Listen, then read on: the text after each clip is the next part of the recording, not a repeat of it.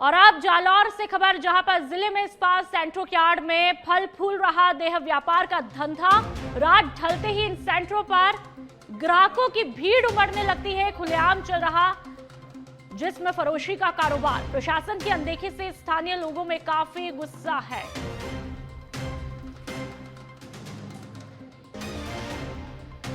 तो अहम खबर आपको बता दें, जहां पर जालौर में एक स्पा सेंटर का खुलासा हुआ है, जहां पर स्पा सेंटर की आड़ में जिस्म फरोशी का धंधा यानी कि देह व्यापार का धंधा वहां पर फल फूल रहा है। और ऐसे में जैसे जैसे रात होती है वहां पर ग्राहकों की भीड़ उमड़ने लगती है। और सबसे हैरानी की बात यह है कि ये कारोबार बड़े ही धड़ल्ले के साथ में खुलेआम चलाया जा रहा है। किसी बात का कोई डर नहीं है और प्रशासन की अनदेखी से वहां के लोगों में काफी गुस्सा है, क्योंकि माहौल लगातार वहां पर खराब होता जा रहा है। वहां के लोग काफी गुस्से में हैं और इस माहौल को देख करके लोगों को हैरानी है। साथ ही प्रशासन पर भी सवाल उठा रहे हैं कि ऐसा तो नहीं है कि प्रशासन आंखें मूंद करके बैठा हो और खुलेआम धड़ल्ले से जिस्म फरोशी का व्यापार किया जा रहा हो और प्रशासन के कानों में जू तक नहीं रेंगती हो। ये तो इस बात का सवाल ही नहीं उठता है। और चलिए, ज्यादा जानकारी के लिए संवाददाता यूनुस खान हमारे साथ में फोन लाइन पर जुड़ चुके हैं। यूनुस, ऐसा तो हो नहीं सकता कि प्रशासन को इस बात की कोई खबर नहीं हो, कानों में जू तक नहीं रेंग रही, लेकिन वहां के लोगों को काफी जो है मुश्किलों का सामना करना पड़ रहा है, रहना दूभर हो रहा है। ऐसे में क्या कोई कार्रवाई शुरू हुई है? देखिए निपुल, बताना चाहूंगा कि जालौर जिले में जो है इस्पा की आड़ में जो है देह व्यापार जो है वो लगातार चल रहा है। ये कारोबार रात ढलते ही इन सेंटरों पर ग्राहकों की भीड़ लगने लगती है और ये जो खुलेआम जिससे फौजी का कारोबार धंधा चल रहा है, ऐसे में पुलिस है इन पर सख्त कार्रवाई नहीं करी है। कहीं न कहीं माना जा रहा है कि पुलिस और इस्पा की आड़ में जो धंधा चल रहा है उनकी मिली भगत जो है वो साफ तौर पर नजर आ रही है। कहीं ना कहीं क्या प्रशासन इस सवाल ये उठता है कि क्या इन इस्पा सेंटर में प्रशासन इन पर कार्रवाई करेगा या फिर ये ऐसा ही धंधा खुलेआम चलता रहेगा?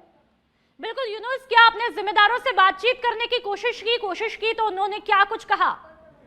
देखिए अभी तक किसी भी जिम्मेदारी से बात नहीं हो पाई है। लगातार मैं उनसे कांटेक्ट कर रहा हूँ, उनसे कांटेक्ट नहीं हो पा रहा है। ऐसे में ये सवाल प्रशासन पे सख्त बैठ रहा है कि ऐसे खुलेआम जो इस्पा के आड़ में धंधे चल रहे हैं, क्या प्रशासन को पता होने के बावजूद भी प्रशासन इन पर कार्रवाई क्यों नहीं कर रहा है? क्या ये इनको हफ्ता जाता है या फिर कहीं और जो मिली भगत के आरोप लग रहे प्रशासन पे?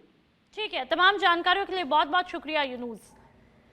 तो लगातार जालौर से एक हैरान कर देने वाली खबर, जहां पर धड़ल्ले के साथ में जिस्म फरोशी का व्यापार फल फूल रहा है और ऐसे में वहां पर प्रशासन आंखें मूंद करके बैठा है। जैसा कि हमारे संवाददाता ने बताया कि हो सकता है इसमें खाकी की भी मिली भगत हो, लेकिन अब देखना यह है कि क्या कुछ एक्शन होगा और वहां के लोगों को क्या राहत मिल पाएगी या नहीं। और अब जयपुर से खबर, जब मुख्यमंत्री ने विधायक दल की बैठक ली, विधानसभा में आयोजित की गई है ये बैठक। मुख्यमंत्री भजन लाल शर्मा ने बैठक में कई विषय भी रखे हैं। तस्वीरें आप देख सकते हैं, जब मुख्यमंत्री भजन लाल शर्मा ने बैठक में कई विषय रखे। मुख्यमंत्री भजन लाल शर्मा ने सभी विधायकों को यहां पर बधाई दी है और कहा कि आप लोगों की उपस्थिति बहुत ही शानदार रही। अतिवृष्टि और राहत कार्यों पर भी चर्चा मुख्यमंत्री यहां पर करते हैं। विधायकों से कहते हैं कि अपने क्षेत्र में फसल खराबे, जनहानि और पशुहानि की विस्तृत जानकारी लेकर के प्रभारी मंत्री को लिखकर भिजवाया जाए। किसानों और पीड़ितों को तुरंत राहत प्रदान की जाए, ये तमाम दिशा निर्देश वो देते हैं।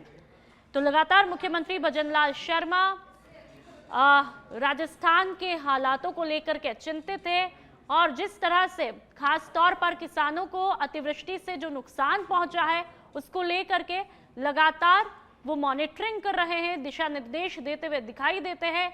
हमने देखा कि जब कल मसालों की कार्यशाला होती है उसमें भी गिरदावरी का जिक्र मुख्यमंत्री भजन लाल शर्मा करते हुए दिखाई देते हैं।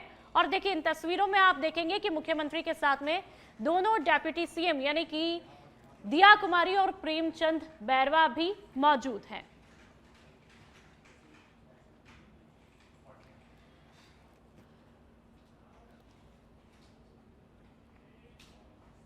और अब बालोतरा के बायतों से खबर, जब 4 दिनों से अंधेरे में 200 घर है, विद्युत विभाग और एफआरटी अधिकार इस तरफ कोई ध्यान नहीं दे रहे हैं। 11 केवी लाइन का एक फेस केबल यहां पर टूटा है। सूचना देने के बावजूद अधिकारी नहीं पहुंचते हैं। आमजन को इसके चलते कई परेशानियों का सामना करना पड़ रहा है। बारिश के कारण जगह जगह पर विद्युत पोल भी क्षतिग्रस्त है।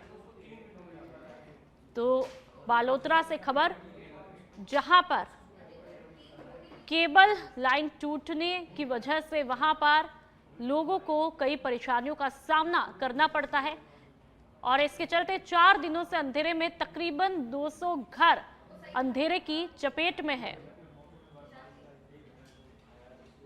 और अब बांसवाड़ा से खबर, जहां पर प्रधानमंत्री नरेंद्र मोदी के 20 सितंबर को प्रस्तावित दौरे को लेकर के बांसवाड़ा प्रशासन और भारतीय जनता पार्टी पूरी तरह से सक्रिय है। पीएम मोदी छोटी सरवन क्षेत्र में एशिया के सबसे बड़े न्यूक्लियर पावर प्लांट का शिलान्यास करेंगे। दौरे की तैयारियों की मॉनिटरिंग जिला कलेक्टर डॉक्टर इंद्रजीत सिंह यादव, संभागीय आयुक्त प्रज्ञा केवल रमानी और आईजी गौरव श्रीवास्तव खुद देख रहे हैं।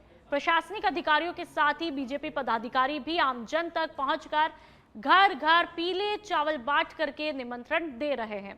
आपको याद होगा, चुनाव के दौरान भी प्रधानमंत्री नरेंद्र मोदी कई दफे बांसवाड़ा आते हैं और एक बार फिर से उनका बांसवाड़ा का प्रस्तावित दौरा है, जिसको लेकर के तमाम तरह की तैयारियां अभी से शुरू की गई है।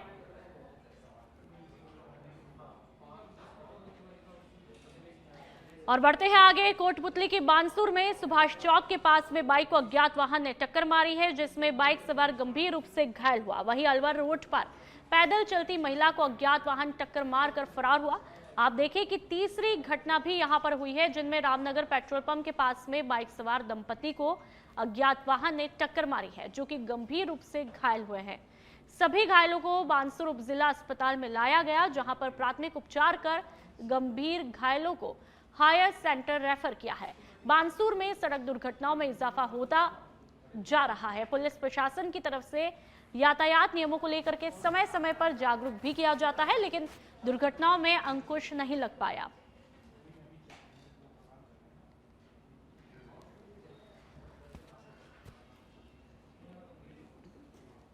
कोटपुतली के बानसूर में सुभाष चौक के पास में बाइक को अज्ञात वाहन ने टक्कर मारी है, जिसमें बाइक सवार गंभीर रूप से घायल हुआ है।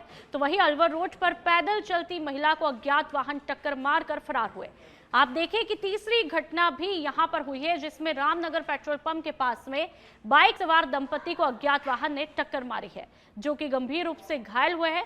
सभी घायलों को बानसूर उप जिला अस्पताल लाया गया है, जहां पर प्राथमिक उपचार करके गंभीर घायलों को हायर सेंटर में रेफर किया गया है। और चलिए अब कोटपुतली के बानसूर से एक और खबर है, जहां पर जमीनी विवाद को लेकर एक ही परिवार के बीच में खूनी लड़ाई देखने को मिली है। बाजरे की लावणी करते समय 2 पक्षों में जम करके मारपीट होती है।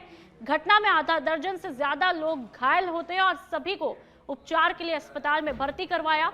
तस्वीरें आप देख सकते हैं कि घायलों की हालत कितनी ज्यादा गंभीर बनी हुई है।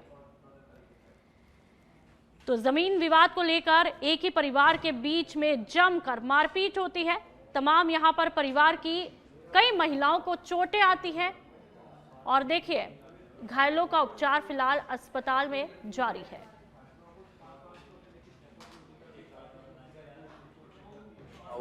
है 3 साल पहले के हमारे हिस्से की जमीन ये बेच के रोड पे आ गई, उसको बेच के आ गई। उसके बाद में इसको एक जगह ही हमने जमीन दे रखी थी, तो इसने उस खेत में से बंटवारा नहीं किया। इसलिए आज हम गए सुबह, तो हमारी खेत के हिस्से में जो थी उसमें फसल हमने लगाया, वो रात को इसने काट दिया, आधी फसल को काट दिया।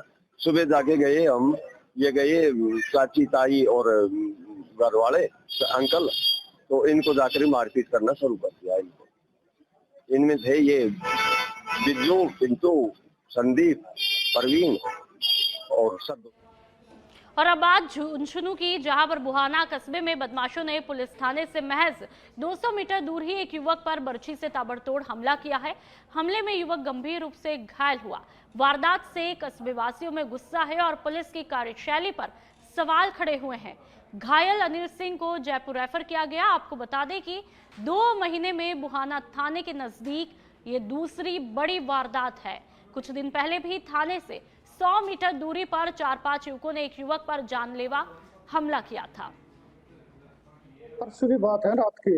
ये पुरानी घर गया हो रहा था तो भाई ने छोड़ने में, तो रास्ता में वापिस आ रहा था तो निक्कू, प्रदीप और गोलू रेवारी है बुहाना गाँव का, उनके घर आपका घर का आगे खड़े हो गए, गाड़ी रुक रहा था। मेरे मामा की मोटरसाइकिल रुकवाई, उन्हें ड्रिंक कर रखी थी, गाड़ी में थी। अब जो निक्कू की और प्रदीप की दादी है वो मेरे मामा जी की मतलब मेरी नानी की बुआ जी लग गया, तो ना तक मेरे मामा की नानी लग गए, तो उन्हें शिकायत करने खातर बोलने लग गया, नानी गाड़ी क्या बदल रही, इतनी देर में धारदार हथियार से उन्हें सिर पर वार करे, तो मामा जी उठे, ढेर हो गया, फिर हॉस्पिटल में ले गया जी। उनको काम बाड़मेर जिले के गुड़ामलानी विधानसभा क्षेत्र के धोरीमन्ना कस्बे में दिन भर हुई मूसलाधार बारिश ने स्थानीय प्रशासन के नाला सफाई के दावों की पोल खोल करके रख दी। और आप खुद अपनी टीवी स्क्रीन पर भी देख सकते हैं, बारिश के पानी की निकासी का उचित प्रबंधन न होने से कस्बे की सड़कों, मोहल्लों और सार्वजनिक स्थानों पर जलभराव की स्थिति यहां पर बनी हुई है, जिससे आमजन को भारी परेशानियों का सामना करना पड़ा। जल भराव के कारण न केवल यातायात प्रभावित हुआ, बल्कि गंदगी और कीचड़ के कारण मच्छरों के प्रजनन का खतरा लगातार मंडरा रहा है। इससे मलेरिया, डेंगू जैसी मौसमी बीमारियों के फैलने की आशंका ने वहां के लोगों की काफी चिंताएं बढ़ाई है। तो वहीं स्थानीय निवासियों ने प्रशासन से मांग की है कि नालों की नियमित सफाई और जल निकासी की व्यवस्था सुनिश्चित की जाए।